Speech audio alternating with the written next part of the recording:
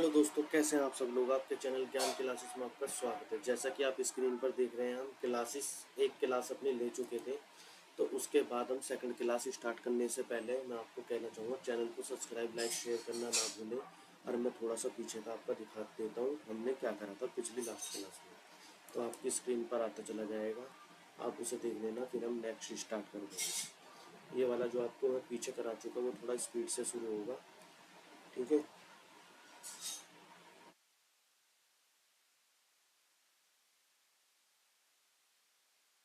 Last class में इन सब चीज़ के बारे में बता चुके थे। अपने दोस्तों को जरूर शेयर कर दें, वो इसकी हेल्प ले सकते हैं बहुत बढ़िया तरीके से।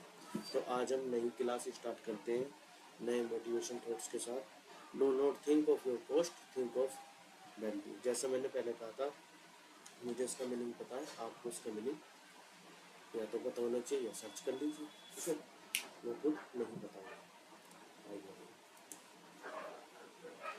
यूनिट ओवरव्यू क्या है? Unit overview concepts, principles, convention.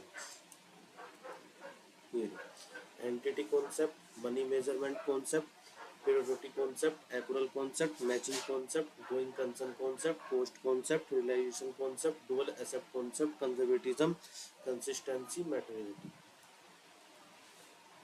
अब आता है एंटिटी कॉन्सेप्ट। क्या है एंटिटी कॉन्सेप्ट में? Entity concept state that business enterprises is a separate identity apart from its owner. Account should treat a business as distinct from its owner.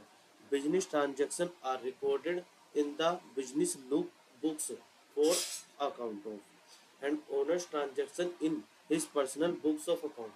The practice of distinguishing the affairs of the business from the personal affair of the owner organized only in the early days of the double entry bookkeeping. This concept help in keeping business affair free from the influence of the personal affair of the owner. This basic concept is applied to all the organization, whether sole proprietorship or partnership or corporate entities. ठीक है। तो आप इसका meaning normal आपको simple language में अगर मैं समझाऊँ तो सिंपल लैंग्वेज में ये समझिए इसका मीनिंग। सिंपल लैंग्वेज में इसका मीनिंग ये है कि जो आपका व्यापारी है और व्यापार है दोनों अलग अलग है, इन्हें सेम चीज़ में नहीं मान सकते। मतलब व्यापार के खर्चे व्यापार से संबंधित चीज़ वो व्यापार में और व्यापारी से व्यापारी के संबंधित खर्चे वो अलग से उसके उसमें जिस तरीके से भी होते हैं, ऐसा नहीं कि दोनों सेम मान रहे हैं। एग्जाम्पल ये रहा आपके सामने। एग्जाम्पल इसलिए दिए वो आपको समझ में आए। अगर नहीं आते तो आप कमेंट में पूछ सकते हैं मेरे से इसके अंदर क्या चीज़ समझ नहीं आई, या ये भी चीज़ कह सकते हैं कि मुझे पूरा ये समझ में नहीं आया, तो मैं आपको उसमें बता दूंगा कमेंट के अकॉर्डिंग। ज़्यादा बड़ा चीज़ नहीं है तो उसके लिए मैं आपको बता दूंगा कमेंट में, तो आज के लिए कमेंट कर सकते हैं। Next, money measurement concept.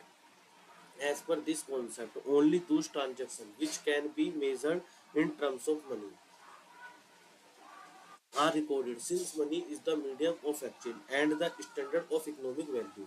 This concept requires that those transactions alone that are capable of being measured in terms of money be only to be recorded in the books of account. Transactions, even if they affect the result of the business, materially are not recorded if they are not convertible monetary terms.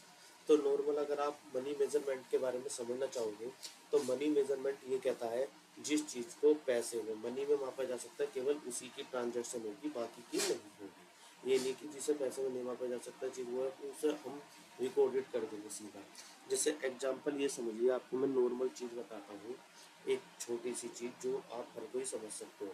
जैसे हम व्यापार कर रहे हैं और हमारे पास किसी ने आज चेक दे दिया कितने का, 1 लाख का एग्जाम्पल, तो क्या हम जस्ट उसके अपने उसमें अकाउंट में सीधे ट्रांजेक्शन कर लें? हाँ, हमने ले लिया, बैंक में लगा लिया ऊपर, लेकिन जब तक हमारे अकाउंट में क्रेडिटेड नहीं होगा जब तक हम उसे नहीं मानेंगे। हो सकता है वो बाउंस हो जाए या कुछ चीज़ हो जाए, तो वो पार्ट नहीं, ठीक है। ये इसके बारे में नीचे बताया गया है, ये आप रीड कर लेना। पीरियोडिटी periodicity concept. This is also called the concept definite accounting period. As per going concern, concept and identity life of the entity is assumed for a business entity. It cases in convenience to measure performance achieve by the entity in the ordinary course of business. मतलब व्यापार हमारा चलता रहे, going concern, हम ये मान के चलते हैं कि व्यापार हमारा चलता रहे। Accrual concept. Under accrual concept, the effect of transaction other event are recognized on mercantile basis. That means when they occur and not a cash or cash equivalent is revealed or paid, and they are recorded in the accounting reports and report in the financial statement of the period to which they relate. Financial statement prepare on accrual basis from user not only past event involving the payment and receipt of cash but also of obligations the pay cash in the future and resources that represent cash to be received in the future। मतलब ये क्या कहना चाह रहा है, actual basis में आपको थोड़ा सा इसके लिए हिंट देता हूँ कि करना तो आपको ये वाला, क्योंकि ये वाला ज़्यादातर पेपर में पूछा जाता है, तो आपको करना है खुद। तो मैं आपके लिए इसके लिए हिंट दे देता हूँ, आप इसे बड़े तरीके से कैसे समझ सकते हैं। बड़े तरीके से आप इसे ऐसे समझ सकते हैं, जैसे कोई मान लीजिए पैसा हमें अगले साल मिलना था, हमने इस साल ही ले लिया, तो उसका क्या ट्रीटमेंट है, तो वो चीज़ इसके अंदर बताई गई है, और आप इसे खुद सर्च करके वो करेंगे तो आप बेटर तरीके से इसे कर पाएंगे। ठीक है। Matching concept. In this concept, all expenses match with the revenue of that period should be only taken into consideration in the financial statement of the organization. If any revenue recognized, then expenses related on that revenue should also be recognized. This concept is based on accrual concept, ठीक है, as it is considered the occurrence of expenses and income do not consider actual inflow or outflow of cash. This leads to adjustment of certain item like prepaid, outstanding, unread, unearned और accrued income। Matching concept, ये matching concept दो तीन तरीके से आपका follow होता है। Matching concept मतलब ये कहना चाह रहा है कि जो भी आप कॉन्सेप्ट, जो भी आप रूल अप्लाई कर रहे हो सेम ईयर में कम से कम उसे 5 साल तक तो सेम अप्लाई आपको करना ही पड़ेगा। इसमें 5 साल लिख के नहीं, लेकिन एक चीज़ बता रहा हूँ, अकाउंटिंग यही चीज़ कहती है कि आपको सेम ही रूल अप्लाई करना है। मान लीजिए आप फीफो मेथड लगा रहे हो तो फीफो मेथड ही लगाओ, डीफो लगा रहे हो तो डीफो ही लगाओ, कुछ इस टाइप की चीज़ें होती हैं। Going concern concept, cost concept, realisation concept. Going concern वही व्यापार चलता रहेगा। कोस्ट कॉन्सेप्ट, कोस्ट जो हमारा चीज है, कोस्ट का क्या वेटर है उस चीज पर हमारा लगेगा। Realisation concept, it closely follow the cost concept, any change in value of assets is to be recorded only when the business realise, when the assets is recorded at the historical cost, when the current cost की historical cost क्या है, current cost का such change is counted unless there is certainty such as change will be materialise. मतलब क्या हमने realise करी cost उस पर लगेगा। Clear. Dual asset concept. This concept is the core of double entry bookkeeping. Even transaction or event has two assets. It increase and assets and decrease other assets. In increase assets and simulation increase liability. It decrease or assets increase other assets. It decrease on one assets decrease a liability alternatively. It increase one liability decrease other liability. It increase a liability increase an assets. It decrease liability increase other liability. It decrease liability decrease an assets। तो dual assets क्या है हमारा, उसका dual effect पड़ता है, debit credit, वही चीज इसके अंदर बताई गई है। रजिस्ट्रेशन आपका ही रहा, जो उससे रिलेटिव है वो आपको खुद करना है। कोई प्रॉब्लम होती है तो कमेंट में आप मुझे बता सकते हैं, मैं आपको समझा दूँ। Conservatism. Conservatism states that the accounts should not anticipate any future income. However, they should provide for all possible losses when there are many alternate value assets. Accountant should choose the method which leads to lesser value, let as well sell the golden rules of current assets value, cost और market price whichever lower overnight from the concept। Conservatism ये कहता है कि आपको देखो नियम पर ध्यान से पढ़े। Conservatism state the account should be not anticipate any future income, however and should be provide all possible losses. मतलब ये कहना चाह रहा है कि जो आपके फ्यूचर में प्रॉफिट होने वाले उनके बारे में सोचो पर, लेकिन जो लॉस होने वाले उनके बारे में आप सोचो, उन्हें ट्रीट करो। कंसिस्टेंसी, कंसिस्टेंसी जैसा इसके नाम से पता चलता है कि सेम चीज अप्लाई उसे करते रहे। In order to achieve comparability of the financial statement of an enterprise through time, the accounting policy are followed consistently from one period to another. A change in an accounting policy is made only in certain exceptional circumstances.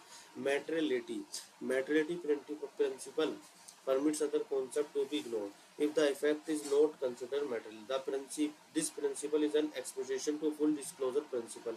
According to materiality principles, all the items having significant economic effect on The business of the enterprise should be disclosed in the financial statement, and any insignificant item which will be only increase the work of the accountant but will not be relevant to the user's needs should not be disclosed in the financial statement. Materiality क्या कहना चाह रहा है?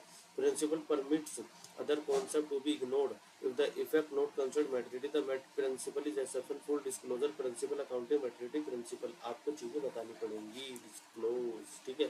Fundamental accounting एजेंशन ये आपकी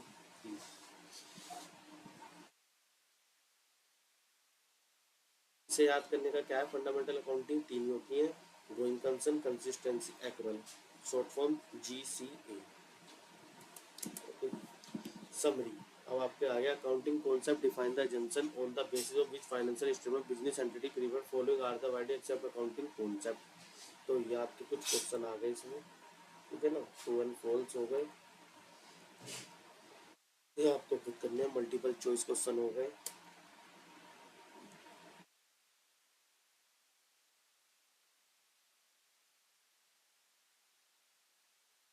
theoretical question यहाँ पर आ गए या आंसर उनकी हिंट्स आ गई.